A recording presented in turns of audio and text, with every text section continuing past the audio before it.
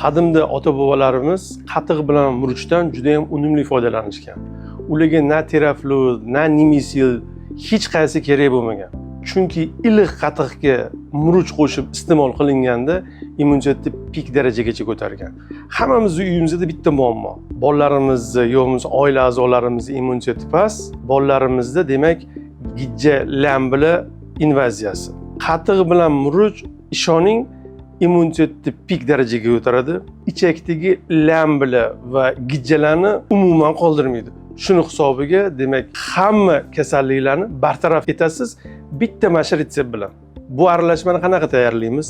Iliq qatiq bir kosa, osh qoshiqning uchida toza murch oling va aralashtiring, 10 minutga qo'yib qo'ying. Uxlashdan oldin albatta buni iste'mol qiling. Agarda bu usuldan kimdir foydalangan bo'lsa, izohda albatta fikringizni qoldiring. Chunki bu usuldan ota-bobolarimiz juda ham keng foydalangan.